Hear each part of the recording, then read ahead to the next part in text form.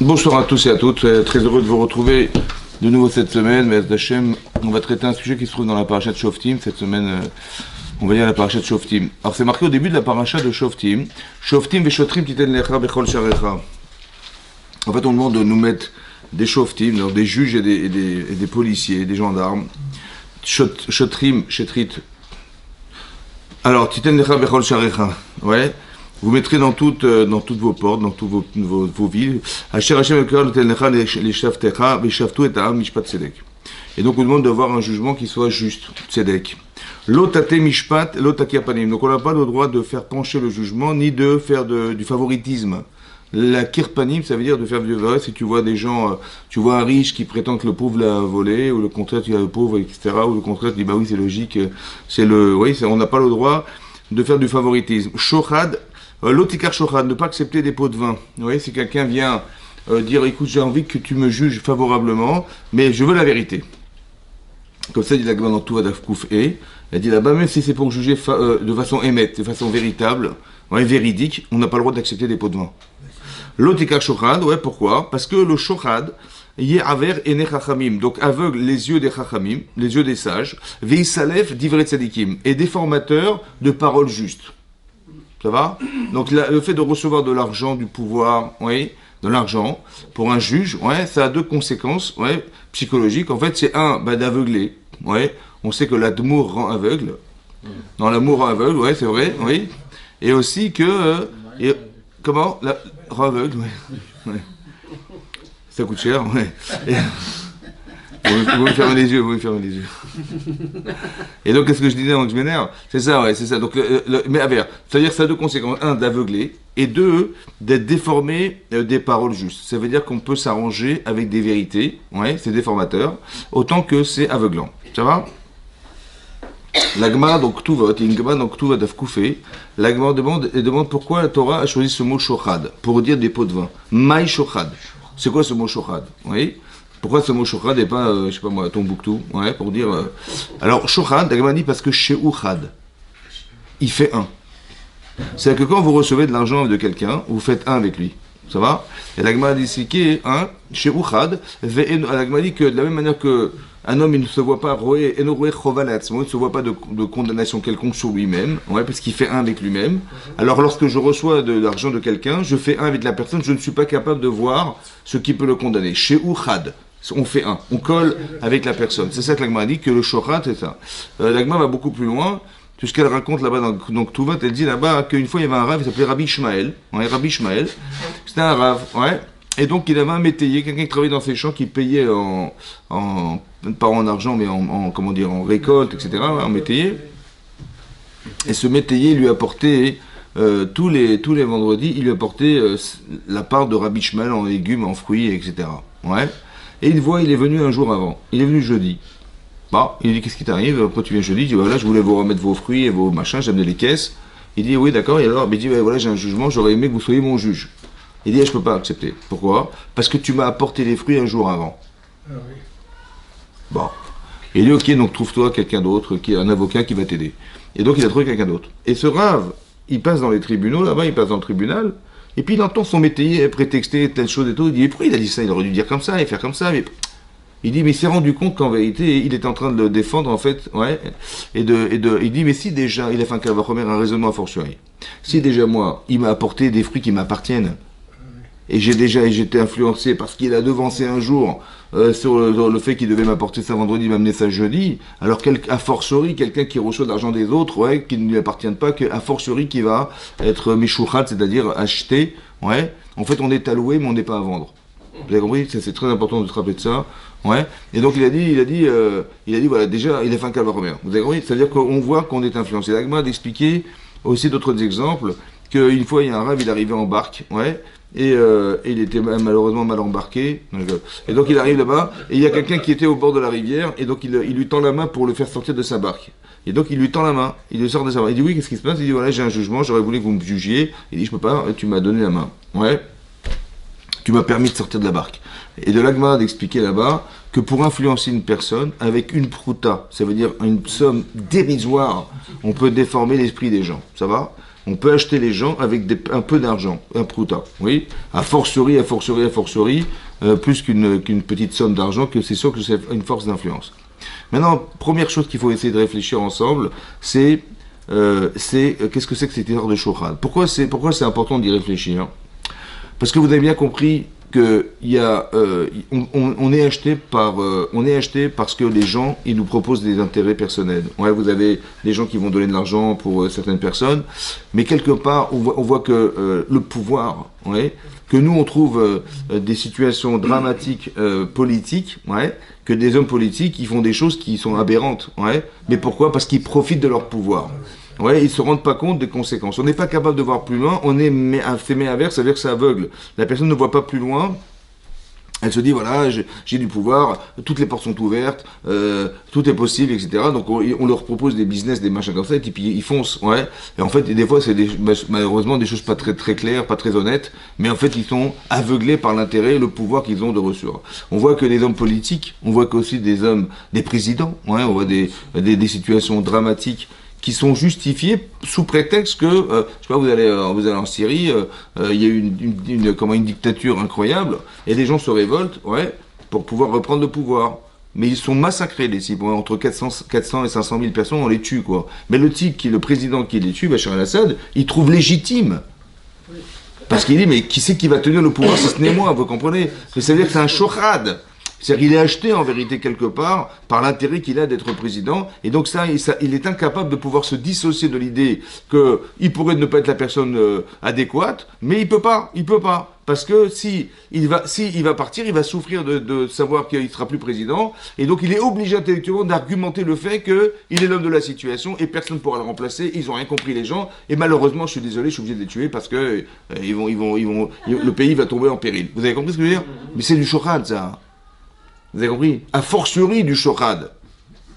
A fortiori, c'est déjà pour un peu d'argent, on va acheter un juge. Le type, il est complètement un intellectuel. On parle d'un quelqu'un qui est un chacham, quelqu'un qui est intelligent. Mais aver ene chachamim. Il y a marqué ene pikrim dans Parashat Mishpatim, ene chachamim dans Parashat Shoftim. C'est des gens intelligents, structurés mentalement, et ces gens-là, ils sont achetés facilement. Ouais. A fortiori, lorsqu'il s'agit de pouvoirs qui sont démentiels, qu'on est acheté. Ça va? Et donc, ça pose le problème de la subjectivité, de l'objectivité dans la vie. Parce que pourquoi c'est important? Parce que toute notre vie est faite de jugements. C'est vous qui décidez, c'est vous qui jugez, ça va? Mais en vérité, comment tu peux imaginer que tu vas être objectif puisque tu es forcément intéressé? Et cet intérêt que tu as de décider, il va forcément déformer peut-être la réalité de tes choix. Vous avez compris? Ton amour propre. Vous savez comme c'est difficile de parler à certaines personnes et de leur faire des reproches. C'est difficile. Pourquoi? Parce que le type, il est acheté par son amour propre. Il veut défendre son amour propre. Et quand tu veux défendre quelque chose, bah, tu es acheté par toi-même. Et donc c'est très grave. Alors comment tu te sors du problème du shochad? Vous avez compris? C'est-à-dire que le fait que la Torah parle ici des pots de vin, etc., sur le plan juridique, en vérité, c'est beaucoup plus ample que ça. L'éventail, il est beaucoup plus large, puisqu'il parle sur le plan personnel. Vous avez compris? Quand tu décides de quelque chose, en vérité, est-ce que tu es sûr que tu penses juste? Est-ce que tu es sûr que ce que tu vois, c'est la vérité? Ou bien tu te la transformes parce que ça t'intéresse? C'est me'aver et nechachamim, autant que c'est me'salev d'ivret tzadikim. Il y a des situations de vie, mais comme tu parles à des gens, je dis, mais je pensais que tu voulais dire ça, mais pas du tout. Mais pourquoi il y a des quiproquos? Parce que le type, il est intéressé à ce que la personne dise ça. Vous avez compris? Et donc, donc c'est déformateur de parole, autant que est-ce que la réalité que je vois, elle est vraiment exactement ce qu'elle est, alors que moi, peut-être que je suis déformateur de réalité? C'est un problème, c'est ça le shochad. Donc il y a un problème foncier. Ça veut dire que on va poser le problème de l'objectivité dans la vie, quoi. Est-ce qu'on peut penser que le émet est accessible? Est-ce que la vérité nous est accessible, alors que on est forcément influencé, ouais, par son histoire, par son passé, par ses traumatismes, par ses bonheurs, par ce que vous voulez, par son âge, par tout ce que vous voulez, son environnement, sa culture? C'est du shochad. On pense comme des Français, les Américains ils pensent autrement. Ils sont sûrs d'une vérité, on est sûr de notre vérité, etc. Parce qu'on a une façon de penser qui est réfléchie depuis des années, qui font qu'on est sous influence. Vous êtes comme ça, vous avez compris? Ça s'appelle du shochad, ça aussi, c'est du shochad. Ouais, voilà.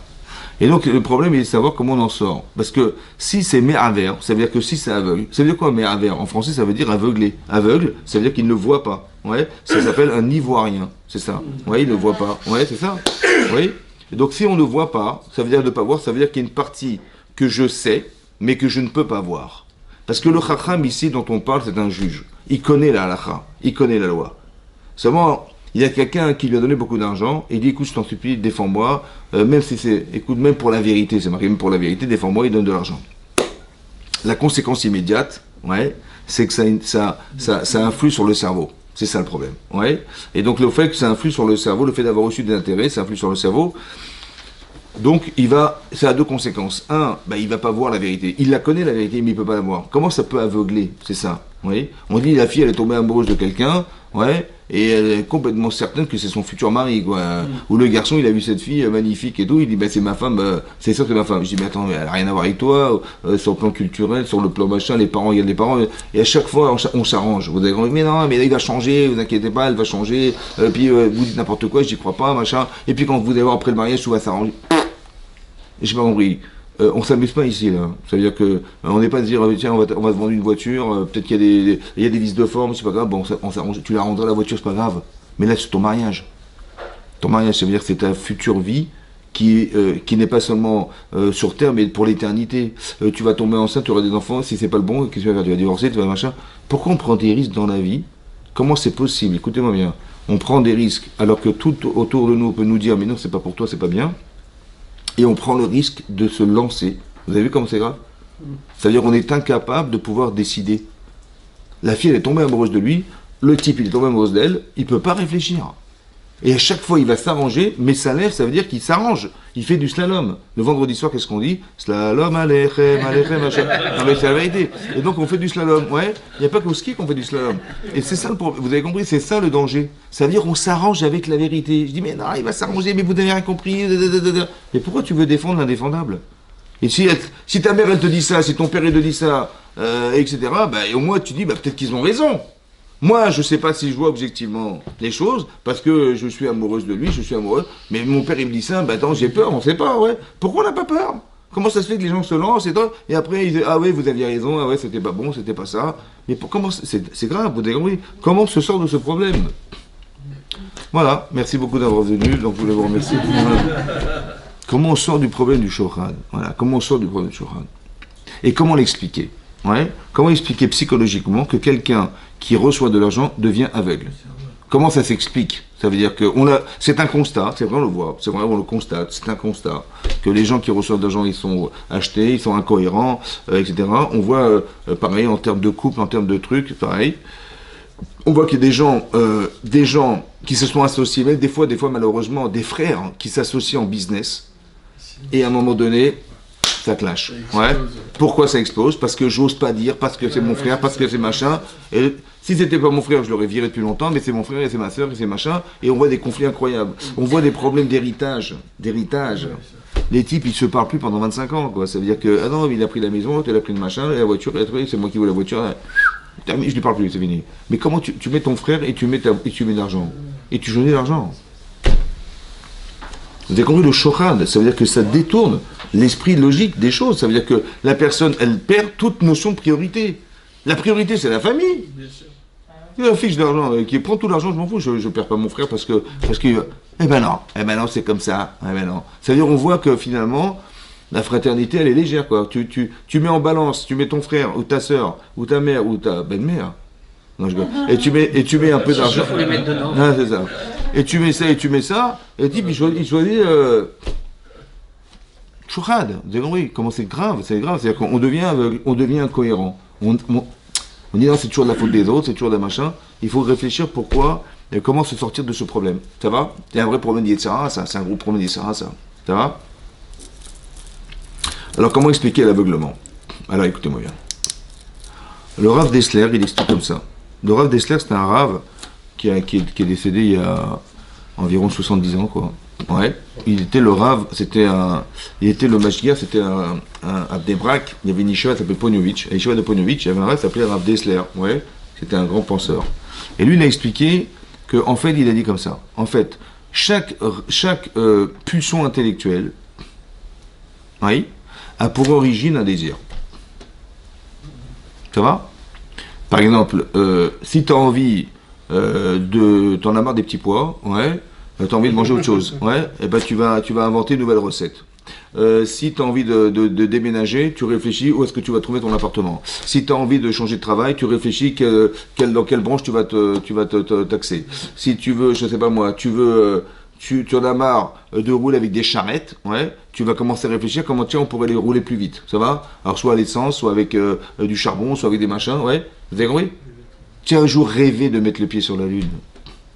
Eh ben, tu te rends compte l'intelligence exceptionnelle, très complexe, de fabriquer une fusée qui t'a permis, avec tous les matériaux que tu as imaginés, d'arriver à mettre le pied sur la Lune. Mais c'est parce que tu avais envie que tu as réfléchi. Mais si tu n'as pas envie, tu réfléchis pas, ça va? Ça veut dire que la base de la pensée, c'est du désir.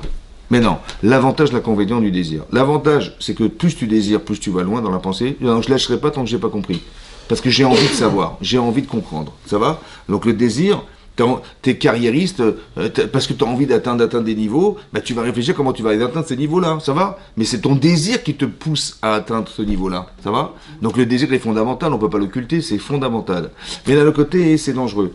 Parce que si tu désires, est-ce que tu es sûr que ce que tu veux est juste? Vous avez compris? Ça veut dire que le shochad. Il y a des gens, ouais, tu leur dis, mais comment t'es arrivé à ce poste-là? Dis-moi comment j'ai fait. Eh ben, j'ai été raconter à mon patron des salades sur mon voisin, et j'ai machin, et je dis, mais t'as pas honte? Je dis, mais c'est normal. Je dis, mais t'as pas honte? Tu te rends compte, le type, il a pas eu son travail, chômage. Je dis, bah, chacun son truc, moi j'ai fait ça. Et comment tu veux que je fasse? Ouais. Ou alors je vole, ou je fais je sais pas quoi. Mais t'as pas honte? Le shochad, vous avez compris, le type il perd sa raison parce que oui, il est inconscient de la gravité des choses. C'est aveuglant. Oui, mais non. Pourquoi? Parce que le désir.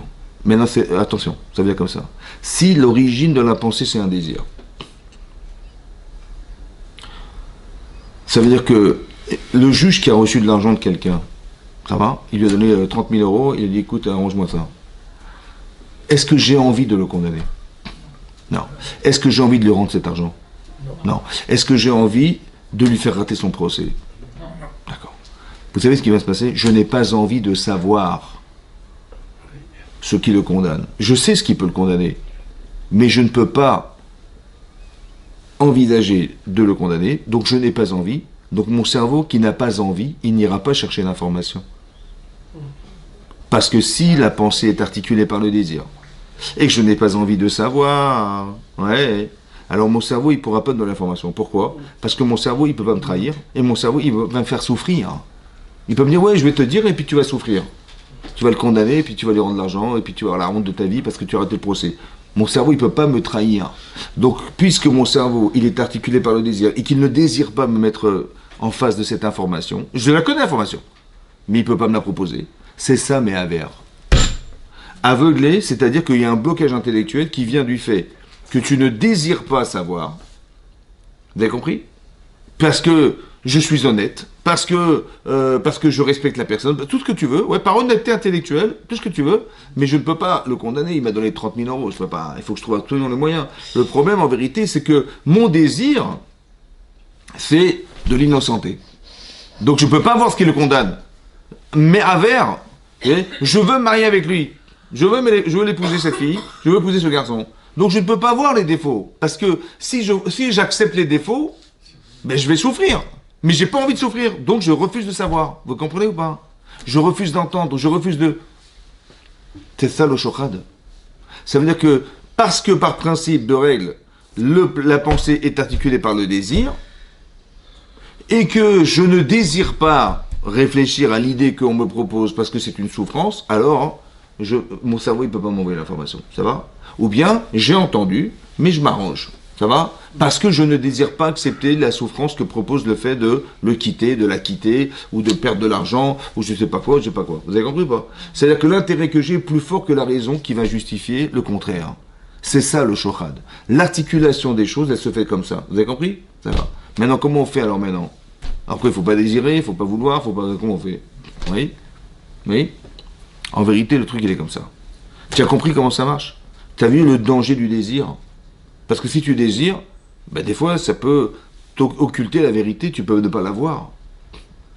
Ça va? Ou bien, tu vas t'arranger avec. Alors, il faut faire comme ça. Quand tu désires quelque chose, parce que le cerveau, il sert à deux choses. Avant ça, il faut que je vous explique. Le cerveau, il sert à deux choses.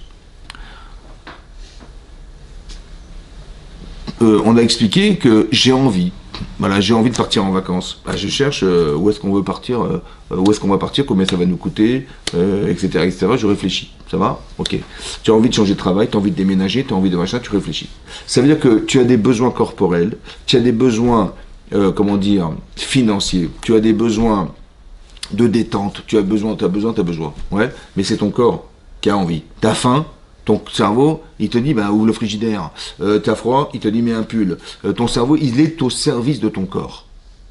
Ça va? Donc ton cerveau, il comprend les besoins corporels, il les remplit, il les comble. Comment? En disant, bah, t'as froid, bah, mais mets un pull. T'as chaud, allume la clim. Machin. Ton corps, il sait pas solutionner tes besoins corporels. Mais le cerveau, il a compris comment ça marche. Et donc, il dit, bah, si t'as faim, bah, on va te donner à manger. Et après, qu'est-ce que tu désires manger? On va te donner ça, on va te donner ça. Je vais réfléchir comment combler tes désirs. Ça va? C'est clair? C'est clair. Donc, le cerveau, il est au service du corps. C'est un avantage et un inconvénient. Pourquoi? Parce que si le désir, il est juste, super. Mais si le désir, il est interdit, alors que ton cerveau, il va réaliser ton désir. Ça va? Il y a des choses, c'est assourd de regarder. Ça va? Il y a des choses, c'est un jour de manger. Il y a des choses, c'est un jour de dire, etc. Mais j'ai envie, moi. Moi, un type, il me dit, je fais pourquoi tu fais la générale? Ça me soulage. Ah non, mais franchement, quand j'ai parlé, j'en avais marre de ce type-là, de cette fille-là, j'en avais marre. Et je l'ai sorti, parce que ça m'a fait du bien. T'as le droit de faire ça? Je dis, bah oui, mais ça m'a fait du bien. Et je l'ai défoncé, hein, franchement. Ah, mais j'ai fait des trucs, mais ça m'a fait du bien. Je dis, mais c'est ton corps qui ressent ça, mais c'est un sourd. Je dis, mais comment tu veux que je fasse? Comment tu veux que je fasse? Ben, j'ai compris, mais peut-être que tu devrais réfléchir à tes désirs. D'analyser ton désir. Si tu sais que ce qui te désire t'aveugle, si tu sais que ce que tu désires peut déformer la vérité, alors essaie de réfléchir. Est-ce que ce désir, il est juste? Ça va? Est-ce que j'ai... Pourquoi? Parce que réfléchir, ça veut dire quoi réfléchir? Où est-ce que tu vas avec? Et les gens, ils me disent, ouais, je suis nerveux. Je dis alors? Je dis, bah, je fume. Quand je fume la cigarette, ça me calme. Je dis, t'as rien trouvé d'autre pour te calmer, quoi. Mais ça tue la cigarette. Et ça rend addict. Et machin. Et comment tu vas t'en sortir? Ouais, mais tu peux pas réfléchir un peu 2 minutes. Réfléchir à ton désir. Tu dis, mais va faire du sport. On va voir un film. J'en sais rien, mais tu peux te détendre autrement. T'es pas obligé. Mais je suis nerveux, Mais j'ai compris, mais il y a d'autres manières de se calmer que de fumer. Ça va? L'autre type dit, oh, je m'ennuie, machin, je me drogue. Ouais, et puis je suis ailleurs, je suis super, machin. Mais arrête de faire l'autruche. Parce que tu as des problèmes, machin, tu dis, bah, je vais me droguer, comme ça me sortir un peu du quotidien. T'as rien trouvé d'autre que de te droguer, quoi. T'as rien trouvé. Mais réfléchis à ce que tu fais, d'accord? Si tu as des désirs, super. Le problème, c'est qu'on a tous la même question, mais on n'a pas forcément la même réponse. Tu dis, moi j'ai une question, je sais pas, je m'ennuie, je suis nerveux, je veux sortir du quotidien. On a toutes la même question. Mais quelle est la solution? Qu'est-ce qu'il vaut mieux faire? Là-bas? Voilà. Et bien ton cerveau, il n'est pas seulement là pour réaliser tes désirs, mais pour analyser ton désir. On a tous du Yetzirah, ça va? Donc ça veut dire que ton Yetzirah, il va te manipuler, ça va? Maintenant, est-ce que tu vas être plus malin que lui? Essaye d'analyser ton désir, ça va? Le type, il dit, je dis, qu'est-ce que tu fais dans ta vie? Ben moi, j'avais un projet, ouais. Lequel? Ben, c'est de braquer les banques. Voilà, il y a des gens qui font oui, ils font des BTS banques. Moi, je fais BTS hold up. Ouais. Un petit BTS hold up en 2 ans, 3 ans, avec un bon diplôme. Je dis, mais pourquoi tu fais ça? Ben parce que les gens, à l'époque, ils mettaient leur argent dans les banques et ils travaillaient toute leur vie. Ben moi, je vais venir et je vais récupérer l'argent de toute leur vie. Hein? C'est pas racham, ça? On le dit, le coup du président. Ouais, il a une intelligence incroyable, il a magouillé toute la terre entière. Mais ton intelligence au service de quoi? Il a fait des Khil Hashem en plus. Khil Hashem Kitov qui est en face d'eau. C'est bon. Le type, non, mais il est content, le type. C'était tous magouillés, je les ai rentrés. T'as vu l'intelligence, mais au service de quoi? Mais oui, j'avais envie de leur montrer qu'ils sont stupides, ridicules, tu vois. Mais comment tu utilises ton intelligence au service de la bêtise. Tu comprends ça? Ça veut dire que, mais tu peux pas réfléchir autrement. Réfléchir qu'est-ce que tu peux faire de ta vie, réfléchir qu'est-ce que tu peux faire de tes désirs. Te perdre l'art des désirs. Hein? Parce que tu vois bien que le désir est aveuglant. Et si tu rentres là-dedans, c'est très difficile d'en sortir. Parce qu'après tu rentres dans le shohad, c'est-à-dire dans l'incapacité mentale à réfléchir et à analyser ce que tu vis. Alors peut-être avant coup, tu dis comme ça. Comme si, vous savez combien on était 2 à l'intérieur de soi-même. Il y a celui qui désire et celui qui doit réfléchir. Comme si que ton corps est un neshama. ton corps est ta neshama. Il ne faut pas que ta neshama soit au service de ton corps, uniquement. Bien sûr que ton corps a besoin de ta neshama, évidemment. Mais ta neshama, elle n'est pas là pour assouvir tes plaisirs. Hein. Elle est là aussi pour exister. Ça va? Et donc, ne pas tomber dans le piège de ce que mon corps me propose. Des fois, c'est nécessaire, obligatoire. Ouais. Des fois, c'est interdit. Ça va? Et je ne peux pas me permettre. Donc, j'étudie la Torah pour savoir où est-ce que je dois articuler mes désirs. Tu vois? Combien de gens, malheureusement, il y a des divorces, pourquoi? Parce qu'il y a des problèmes extra-conjugaux. Ouais. L'autre, elle est dans la marque de son mari, l'autre, elle a sa femme, et ça fait 15 ans, 20 ans qu'ils vivent ensemble. La secrétaire, elle est mignonne, ça. Non, mais franchement, elle vient en mini-jupe tous les matins, mais sur le café, machin. Ou alors le type, il va manger avec elle, on va se faire un petit restaurant. Et après, c'était plus fort que moi, j'ai pas réalisé. Ou la bonne femme, elle part. Combien de problèmes extra-conjugaux il y a dans le boulot? Parce que dans les bureaux, machin, c'est là que ça se passe, malheureusement. Mais pourquoi? Parce que le désir. Il dit, ouais, elle n'en saura rien, machin. Il a vu sur son téléphone, c'est Bruno. Et puis, ouais, Bruno, ouais, je t'adore, je t'embrasse, sans protéger. Je savais pas que mon mari, il utilisait souvent la lessive au mot. Non, c'est vrai, je savais pas. Vous avez compris, c'est ça vous avez compris le désir, faire attention à ça. Ouais, parce que après, tu es happé, tu es foutu. C'est marqué dans la Gemara dans le Sota. La Gemara dans le Sota, elle dit, En Adam Choté, un homme de faute, et la Imken, Nirnesabo Roachdot. Si ce n'est que lui est rentré un vent de folie. Ça va? Maintenant, est-ce qu'un fou, on peut le juger? Le type, il est fou. Elle est folle. Ouais. Elle est tombée dans le panneau. Est-ce qu'on peut condamner quelqu'un de fou? Non. Très bien. Donc, si le type ou elle est folle, ou il est fou d'avoir fauté, ça va? Alors, comment tu peux juger une personne pareille? Elle a frotté, elle a une personne de faute, si ce n'est que le désir est tellement happé par le désir, il tombe dans le panneau, il fait la vera. Ça va? Donc elle est où la problématique? Elle est où la vera? Elle est dans la faute ou dans l'incapacité à gérer son désir? L'incapacité. Ah ouais. Parce que quand tu rentres dedans, vous avez compris, tu es happé, tu es foutu. Il y a certaines avérotes, le fric, les femmes, les machins, l'amour, tout ça, tu rentres là-dedans, tu t'en sors pas, tu es happé, j'ai pas pu résister, c'était plus fort que moi. Mais c'est normal, parce que tu n'as pas mis de barrière dans ta vie, ça va? Le type il tutoie les bonnes femmes, il machin, c'est dangereux. Pourquoi l'incapacité de gérer son désir serait de la folie? C'est comme ça, c'est une réalité. C'est-à-dire qu'il y a des choses dans la vie, ouais. Le type, il voit beaucoup d'argent en face de lui, il va envie de voler. Il va perdre toute conscience, toute valeur, toute morale, terminée. Ça va? Immoralité. Par exemple, quelqu'un, il y a des gens, ils me disent voilà, j'ai prêté de l'argent à quelqu'un et il veut pas me rendre. Je dis mais t'as une preuve? Je dis non. Mais c'est un ami d'enfance, on a fait des trucs ensemble. Il m'a demandé 50 000 euros, je l'ai prêté. J'ai rien signé. Il me dit mais je t'ai rien prêté. C'est Assour Binat Torah, ça. C'est pourquoi? Parce que si tu ne marques pas, je t'ai prêté tant et tant d'argent ce jour-là, et tu me rendras, on fait une échéance, etc., tu me payes, et tu signes, le type il peut dire, je ne te connais pas. C'est Assour Binat Torah, ça s'appelle l'Ifné hiver, avant l'hiver, mettez-vous un pull. Non, l'Ifné hiver, l'autre il Birchot. Avant, devant un aveugle, ne mets pas d'embûche. Le type il est aveugle. Tu lui dis, Assour Binat Torah, ça. Il faut tout écrire. Tu fais un contrat avec quelqu'un, de business, contrat, tu t'engages chez quelqu'un, tu dis toutes les clauses. Mais qui est dans la faute, le prêteur ou l'emprunteur? Le prêteur. C'est pas l'emprunteur. L'autre, c'est sûr qu'il est fauteur. Mais même le prêteur, parce qu'il a poussé l'autre à lui voler. C'est ça l'Ifné hiver. C'est à la chasse, hein. On n'a pas le droit de prêter de l'argent à quelqu'un. Il faut marquer, il faut signer. Il faut prendre même si tu as deux témoins, comme ça tu es sûr que. Pourquoi? Parce que tu le mets dans une embûche. Il va te voler le type. Il va dire je te connais, il peut pas te payer, je connais. Il n'a aucune preuve, super, au prochain. Tu vois, c'est ça le shorad. On n'a pas le droit de faire ça. Parce que le fait de désirer ne pas rembourser, c'est attrayant. Ça va? L'otarmod, c'est de ne pas convoiter les biens des gens. L'otarmod, c'est ça. Ouais. Ça mène au vol. Et donc c'est pour ça qu'il faut faire attention. Mais parce que le corps, il est happé. Donc il y a marqué En Adam Choté, il est Nirnesabo Roachdot. La personne ne faute que si elle n'est rentrée dans un rouar, un vent de folie, un esprit de folie. Ça veut dire qu'il faut bien comprendre qu'il y a la faute et il y a ce qui gravite autour. Vous avez compris? Ça veut dire que la Torah est en train de nous expliquer, c'est ce que les Chachamim voulaient dire. Il y a la Avera, ouais, Et il y a ce qui gravite autour de l'Avera, qui donne envie de faire l'Avera, qui n'est pas l'Avera. C'est le roi.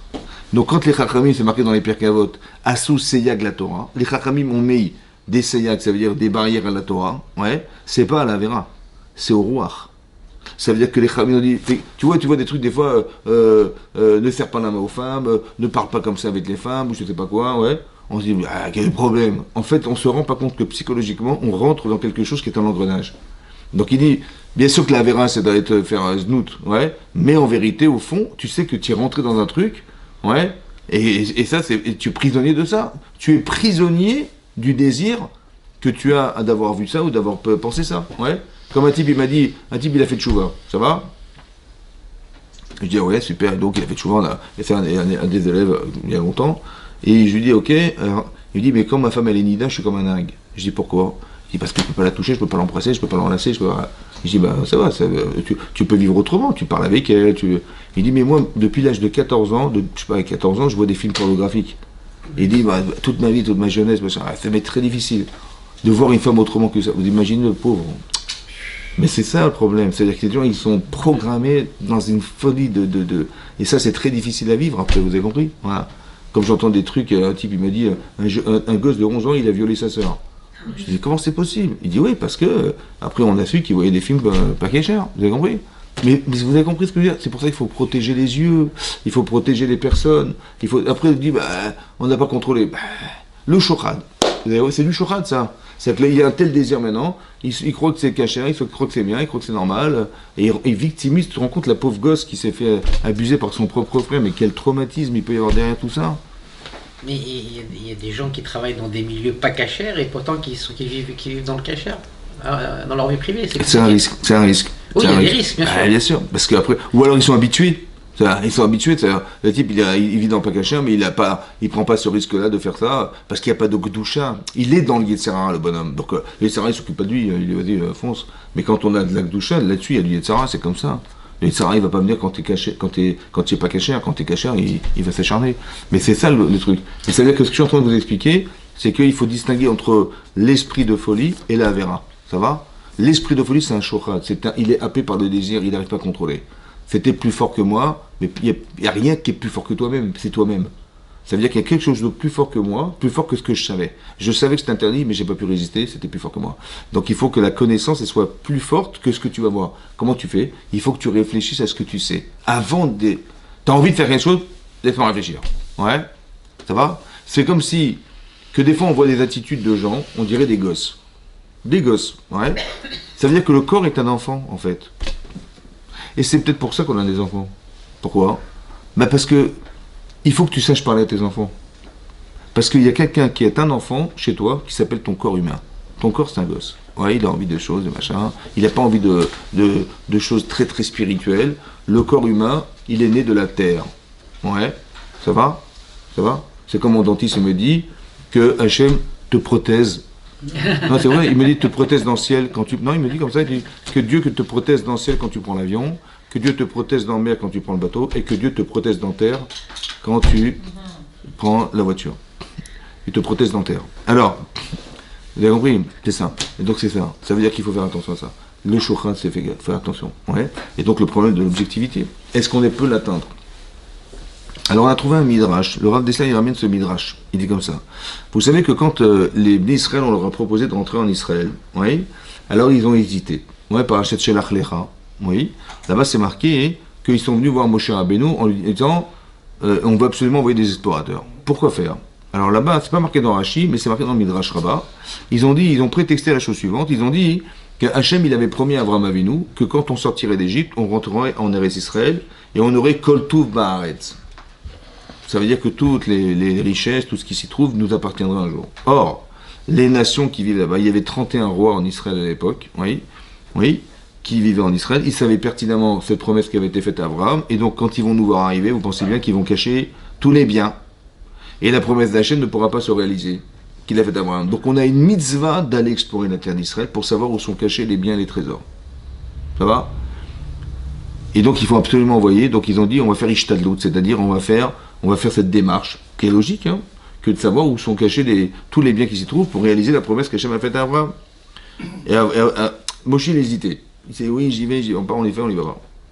En fait, il faut savoir une chose que Moshe Rabbeinu, c'est marqué Shelach lecha anashim. Envoie pour toi des hommes. Et Rachid dit lecha ledartecha. Tu n'as pas, je te procure pas ce pouvoir de prophétie. Ouais. Mais par contre, les dartecha, selon ce que tu penses, réfléchis. Et si tu estimes que c'est juste, fais-le, sinon ne le fais pas. Ça va? Donc il lui a demandé, maintenant quel était le da'at de Moshe Rabbeinu? Quelle était la capacité mentale de Moshe Rabbeinu? Le gars il dit que quand quelqu'un il allait voir Moshe Rabbeinu, il lui parlait, il savait exactement l'origine de toutes les arrière-pensées, toutes les pensées psychologiques qu'il avait derrière pour dire un truc pareil. Ça veut dire qu'il c'était un psychiatre, un psychologue hors pair. Ça va? Or, il demande au Rav Dessler, il dit bizarrement, c'est que Moshe, il n'a pas senti qu'il y avait un parti pris. Pourquoi tu parles d'argent? Pourquoi tu vas absolument, sous prétexte de mitzvah, tu vas retrouver les biens qui s'y trouvent? Ça va? En vérité, il y avait un parti pris. Derrière ce grand Kiddush Hashem, qui était de retrouver exactement où étaient cachés les biens des gens pour pouvoir réaliser la promesse d'Abraham, ça va? Derrière, il y avait un sous-entendu d'intérêt personnel. Si déjà Moshe Rabbeinu, il avait un esprit très très raffiné, il n'a pas senti le problème. Alors eux-mêmes, a fortiori. Et il dit alors comment ils ont été condamnés? Ils sont morts ces gens-là. Comment c'est possible? Si c'est pas possible d'atteindre un niveau d'objectivité dans sa vie, alors c'est-à-dire on peut pas les condamner ces gens-là, c'est impossible. Ouais. De là il prouve que c'est faux. C'est-à-dire que Akadosh Baruch Hu, il a permis au Yetzirah de cacher la vérité, mais pas jusqu'au bout. C'est-à-dire que tu as toujours cette liberté de te dire non, je refuse, non, je veux pas voir, non, ça va? C'est-à-dire que le Yetzirah, il a une capacité, comme c'est marqué là, de cacher la vérité, de déformer la vérité, c'est vrai, on lui donne cette capacité, mais pas jusqu'au bout. Il ne peut pas tout cacher. La preuve, c'est que à l'époque, il y avait deux personnes qui ont échappé aux Meraglim, aux explorateurs. Il y avait Yoshua ben Nun et Caleb ben Yefouné. Caleb ben Yefouné dit la Gemara qu'il est parti à Hebron. C'est marqué dans le Passouk. Pourquoi? Pour prier. Il a été prié. Il a été pleuré sur les Kivrei Avotav. Il est parti prier à Hebron, là où était enterré Abraham Servi Yaakov. Il a dit, j'en supplie, je ne veux pas tomber dans le Etzat Meraglim, dans le conseil des Meraglim, ouais, qui veut nous détourner de la terre d'Israël. Il ne voulait pas, d'accord? Donc ça veut dire qu'est-ce qu'il a été faire? Il a eu la lucidité, ouais. Il dit, voilà, je sens que ça sent mauvais. Et donc il a dit, je veux absolument qu'on m'aide, etc. Donc qu'est-ce qu'il a fait? Il a axé tout son choix sur toutes les forces d'influence qu'avaient ces gens-là, parce qu'il faut savoir que les Meraglim, ils ont été triés sur le tas, on est bien d'accord. Il y en avait combien? Ils étaient des 12. 12. Mais il faut que vous sachiez que Yoshua ben Nun, il était 5e sur la liste des tzadikim. Sur 12, il était 5e. C'est-à-dire qu'il y avait 4 personnes au-dessus de lui qui étaient plus tzadikim que Yoshua ben Nun. Et Caleb ben Yefouné était 3e. Il y avait 2 personnes au-dessus de lui. Donc c'est-à-dire que c'était des gens des sommités. Des sommités. C'est pour ça qu'il faut bien analyser quelle était la faute des Meraglim. Mais quelque part, ça veut dire qu'il y avait une force d'influence. On a pris les meilleurs. Donc tout ce qu'ils vont nous dire, qui c'est qui va contredire ce que les meilleurs vont dire? C'est impossible. Mais c'est un shochad, ça.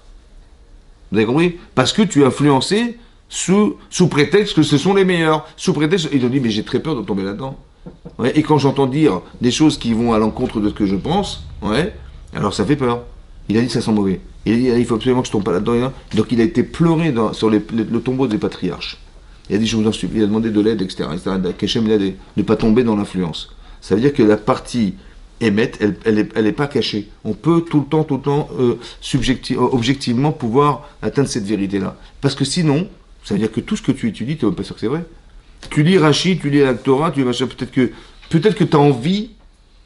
Tu dis, on va parler, je sais pas moi, de la liberté sur le plan philosophique. Ça va? Et tu dis, on va parler de Pessah. Mais peut-être que tu vas lire le texte de Rashi ou le texte de la Galate Pessah, ouais, avec l'idée que tu as de ce que c'est que la liberté.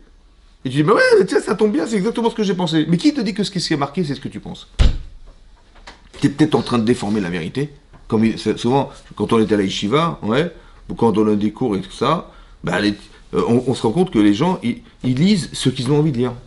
Tu vois? Ils ont leur propre interprétation. Oui, mais pourquoi? Mais ils laissent parler Rashi. Écoute ce que le texte dit. Dans les midot, dans les 48 midot, il y a 48 qualités qu'il faut avoir pour acquérir la Torah, et parmi ces qualités, il y a ce qu'on appelle Shmiat HaOzen, d'écouter avec ses oreilles. On avait expliqué, il ne faut pas écouter avec ta tête. faut pas écouter avec ton cœur. Tu dis, bah oui, j'ai compris. Et comme tu parles à des gens, je dis, oh, oui, de toute façon, je le connais par cœur celui-là. Et le type, il est sûr que tu vas dire ça, tu vois. Ou alors il est très intelligent. Il n'écoute pas avec ses oreilles, il écoute avec son cerveau. Il dit, ouais, j'ai compris, ouais, tu vas dire ça, tu vas dire. Des fois ça tombe bien, des fois ça tombe pas bien. Je dis, bah pas du tout. Ouais. Ou alors il fait des quiproquos. Mais pourquoi? Parce qu'il écoute personne. Vous avez compris? Il faut éteindre ton cerveau. Éteins ton cœur. Tu l'éteins. Tu éteins. Ça va? Écoute les gens. Là, tu peux t'assurer que au moins tu vas réfléchir sur quelque chose que tu as bien entendu. Ça va? Et pas n'importe quoi. Vous avez compris? Et des a priori, on en a tous. C'est comme ça. Par exemple, une femme a dit à son mari, tu peux m'accompagner faire les courses? Il dit, il n'y a pas de caddie au magasin là-bas? Elle a cru qu'il a dit, viens m'aider à porter les sacs. Je dis, non, je voulais juste que tu m'accompagnes. Vous avez compris? On passe un moment ensemble. Et lui, il était sûr que viens porter les sacs. Mais pourquoi? Parce que monsieur, il a des a priori qu'il a des muscles, et madame, elle a moins de muscles. Donc elle a dit, viens m'accompagner, ça veut dire, attends, je suis pas idiot, j'ai compris. Pourquoi tu réfléchis avec ton cœur? Avec tes a priori, avec ton cerveau. Ouais? Tu dis, elle dit, oui, tu veux que je te demande pourquoi? Ouais, on passe un moment ensemble. Ok. Donc je pose la question parce que j'ai peur de l'interprétation. Qu'est-ce qu'elle a voulu me dire, ma femme? Je sais pas, moi. Tu peux dire, pourquoi tu veux que je t'accompagne? Je sais pas, moi. Faire les courses, pour moi, faire les courses, ça veut dire porter les sacs, amener la voiture, t'accompagner en bagnole, je sais pas. Ouais. En fait, c'est pas du tout ça.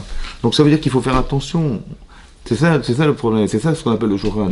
Vous avez compris? Et c'est pour ça qu'on doit faire de la morale.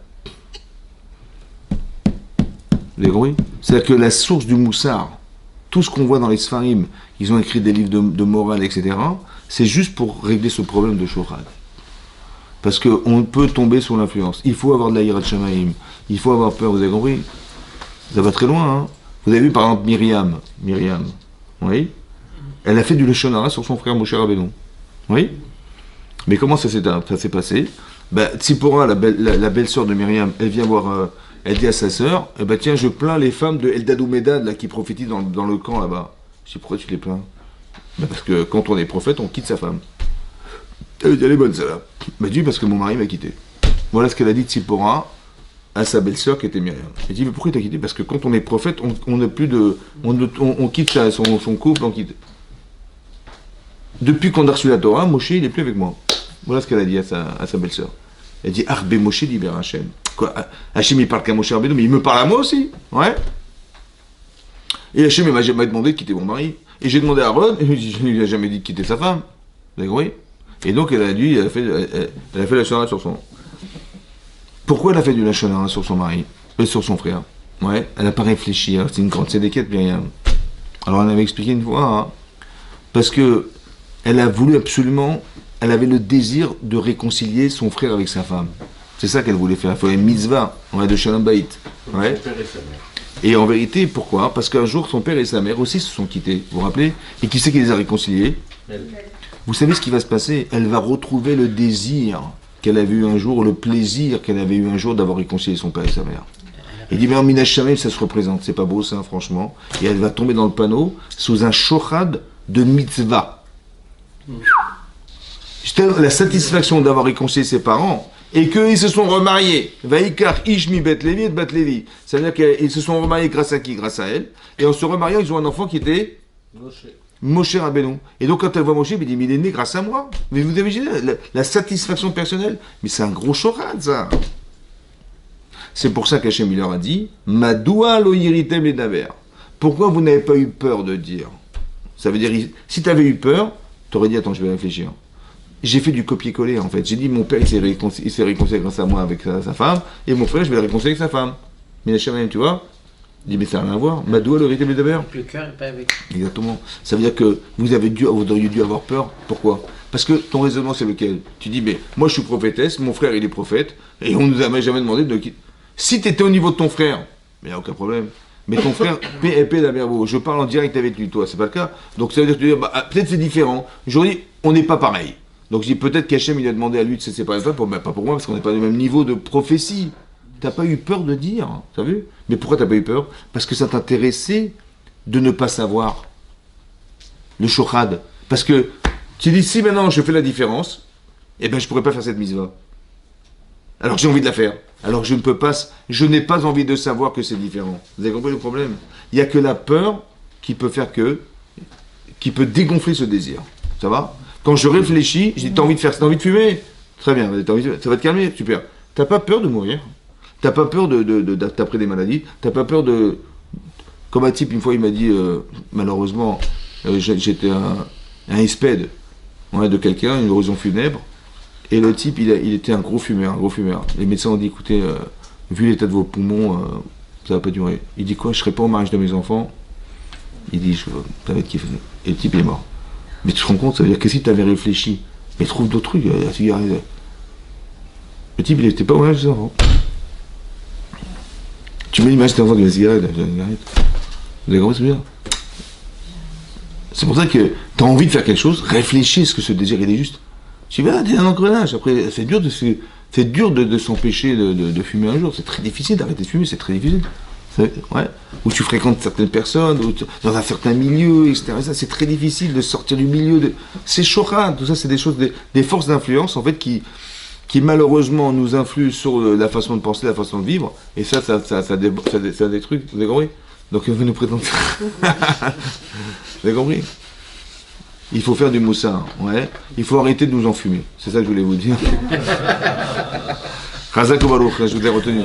Razak ou Baruch. Razak.